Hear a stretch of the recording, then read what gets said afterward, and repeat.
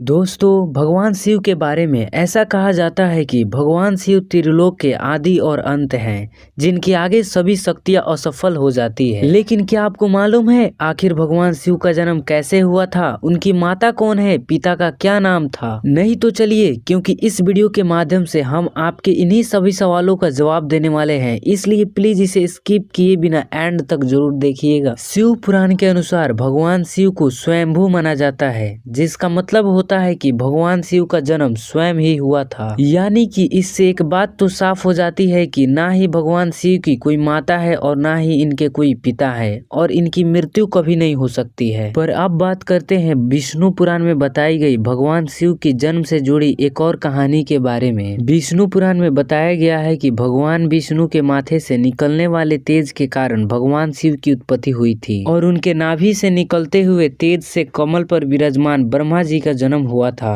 मगर दूसरी ओर भगवान विष्णु के जन्म के बारे में शिव पुराण में बताया गया है कि एक बार की बात है जब भगवान शिव अपने घुटने मल रहे थे और घुटनों से निकलने वाले मैल से भगवान श्री विष्णु के जन्म हुआ था। पर अगर ऐसा हुआ तो विष्णु पुराण और शिव पुराण एक दूसरे से बिल्कुल अलग हैं। इस कथा के अलावा भगवान शिव की जन्म की एक और पौराणिक कथा जो काफी पॉपुलर है, जिसे शायद आपने बड़े बुजुर्गों से सुना होगा, पर अगर नहीं सुना तो आपकी जानकारी के लिए बता दे कि एक बार की बात है जब भगवान विष्णु और परम ब्रह्मा जी के बीच इस बात पर बहस छिड़ गई थी कि आखिर इस संसार में सबसे महान कौन है। और जब भगवान विष्णु और भगवान ब्रह्मा इस बात को लेकर बहस कर रहे थे तो एक जलते हुए खंबे के रूप में महादेव उनके बीच आए थे, और तभी अचानक से उस खंबे से आवाज आई कि जो भी इस खंबे का छोर ढूंढ लेगा वही सबसे महान कहलाएगा। ऐसा सुनते ही ब्रह्मा जी ने एक पक्षी का रूप लिया और खंबे का ऊपरी हिस्सा ढूंढने लगे। वहीं विष्णु जी ने वराह का रूप धारण किया और खंबे का अंत ढूंढने निकल गए। बहुत देर तक खोजने के बाद भी दोनों में से किसी को भी खंबे का छोर नहीं मिला और दोनों हार मानकर वापस आ गए। जिसके बाद भगवान शिव अपने असली रूप में आए और फिर भगवान विष्णु और ब्रह्मा जी ने यह मान लिया कि महादेव ही सबसे महान और शक्तिशाली हैं। इसके साथ ही शिव पुराण में बताया गया है कि खंबा इस बात को दर्शाता है कि ना ही भगवान शिव का जन्म हुआ था और ना ही उनका कोई अंत है। और एक और कारण तो यह है कि भगवान शिव को स्वयंभू भी कहा जाता है, यानी भगवान शिव का अंत ही नहीं है, वे अमर हैं। अब हम बात करते हैं कि भगवान शिव से जुड़े एक ऐसे विषय के बारे में जो सबसे ज्यादा प्रसिद्ध है। क्या भगवान ब्रह्मा भगवान शिव के पिता हैं? जी हाँ, इनकी ये कहानी लोगों के बीच काफी प्रसिद्ध है। तो आपको बता दें कि आखिर किस प्रकार भगवान शिव ने ब्रह्मा पुत्र के रूप में जन्म लिया था। इसके पीछे विष्णु पुराण की एक और पौराणिक कथा है, जिसके अनुसार जब धरती, आकाश, पाताल या कहे पूरा यूनिवर्स जलमग्न यानी पानी में डूबा हुआ था, तब भगवान विष्णु के अलावा कोई भी देव या प्राणी इस संसार में नहीं था। तब केवल भगवान विष्णु ही जल सतह पर अपने शेष नाग पर लेटे हुए नजर आ रहे थे। जिसके बाद उनकी नाभि से कमल की डंडी पर विराजमान ब्रह्मा जी प्रकट हुए, और जब भगवान ब्रह्मा और भगवान विष्णु इस यूनिवर्स से संबंधित बातें कर रहे थे तब भगवान शिव प्रकट हुए, जिसके बाद ब्रह्मा ने उन्हें पहचानने से इनकार कर दिया। इस कारण से भगवान शिव उनसे रूठ गए, और उनके रूठ जाने के कारण भगवान विष्णु ने उन्हें दिव्य दृष्टि प्रदान कर ब्रह्मा जी को भगवान शिव की याद दिलाई। जिसके बाद भगवान ब्रह्मा को अपनी गलती का एहसास हुआ और शिव से क्षमा मांगते हुए उन्होंने अपने पुत्र के रूप में पैदा होने का आशीर्वाद मांगा, जिस कारण भगवान शिव ने भगवान ब्रह्मा की प्रार्थना को स्वीकार करते हुए उन्हें यह आशीर्वाद दे दिया। लेकिन इसके बाद जब भगवान ब्रह्मा ने इस सृष्टि की रचना शुरू की तो उन्हें एक बच्चे की जरूरत पड़ी, और तब उन्हें भगवान शिव का आशीर्वाद ध्यान आया, जिसके लिए भगवान ब्रह्मा ने तपस्या की और बालक के रूप में भगवान शिव उनके गोद में रोते हुए प्रकट हुए। जब भगवान ब्रह्मा ने उनके रोने का कारण पूछा तो उन्होंने बताया कि उनका कोई नाम नहीं है। तब भगवान ब्रह्मा ने भगवान शिव का नाम रुद्र रख दिया, जिसका मतलब होता है रोने वाला।